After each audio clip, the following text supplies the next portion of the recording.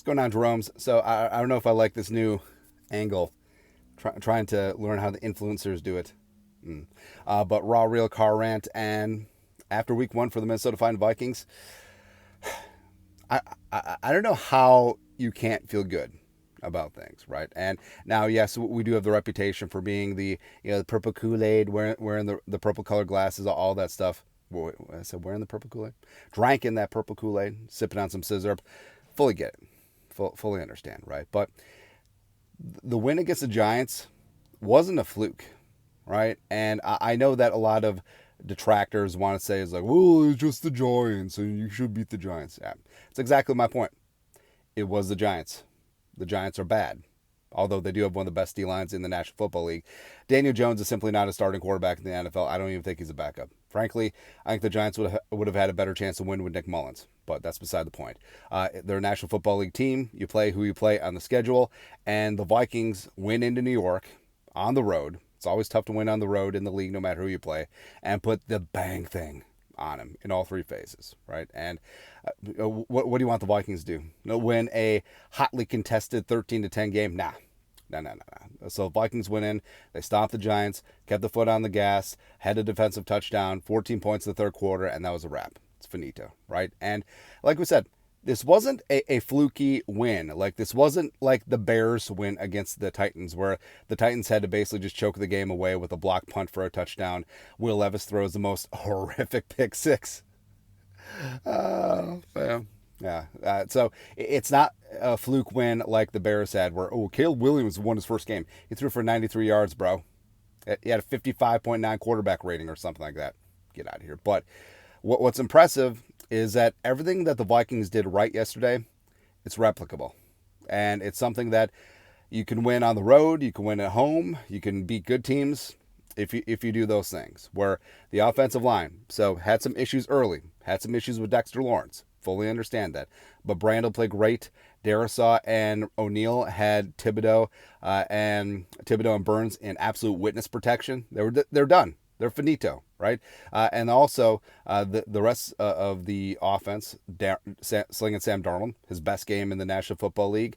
And also, like, it didn't look like he was straining too much. Like, he wasn't out there trying to play hero ball. He looked comfortable. He was in rhythm. He got through his progressions easily. He found the open man, delivered a great ball, and also that arm strength is on point, man. Right. And the thing is, too, is like, hey, Jefferson was doubled most of the day, only had 4 catches, but also had that touchdown. That will open up.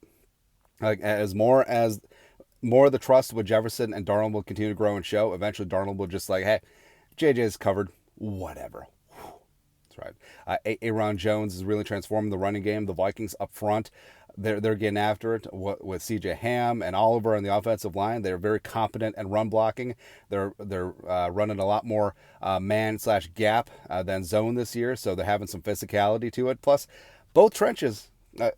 They greatly benefited from that physical camp, as well as some changes in personnel, and Kwesi deserves a lot of credit for that. Defensively, that front seven, man, will clang and bang with anyone in the National Football League, and I will stand on business saying that.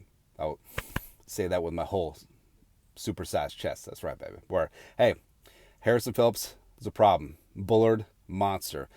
Jerry Tillery getting some pressures as well. And then the Vikings have the best linebacking core in the National Football League with AVG and Gernard and Van Ginkel and...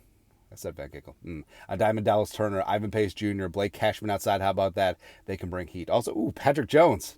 Hottie Ward getting in that mix too. And that secondary, with a strong front seven, everything in the secondary gets easier. And also the Vikings have the best safety trio in the National Football League. And all of this was not a fluke. And all of this is replicable. And all of this, hey, bring it against the Niners, man. Bring it against the Niners on Sunday. Bring it against the Texans a week after that. Just bring it.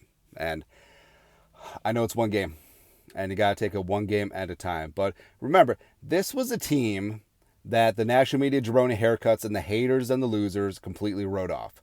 And ESPN Analytics says that the Vikings are going to finish 14-3 with the number 1 overall pick. Okay. And we said it the entire time.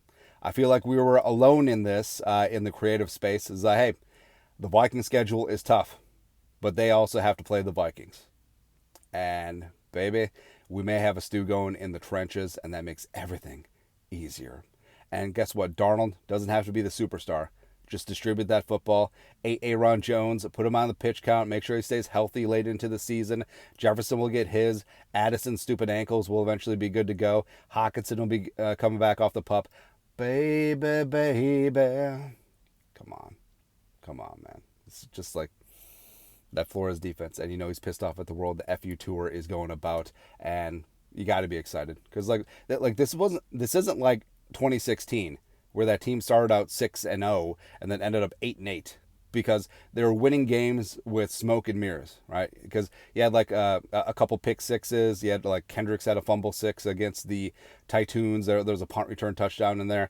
Like a lot of fluky things were going the Vikings' way, and even the most positive Vikings fans were like the 2016 team, maybe not so much. But everything about this team travels.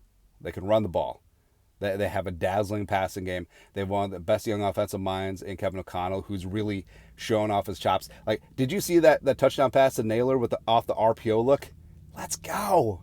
Let's go, man. Also, the Vikings were in 21 personnel on the 22-yard pass to Josh Oliver, and they're running 4 verts. Come on, man. Like, Kevin O'Connell's on one. Out of 21 and 12 personnel, you're running 4 verts. Woo! Let's go.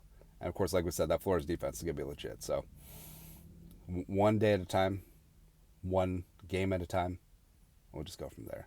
But even the most dour, negative, stuck in the mud Vikings fan, you got to feel good. You got to feel good about week 1. On to week 2. But that's it. Raw, real car rant. You guys are the best. Skol, no production value.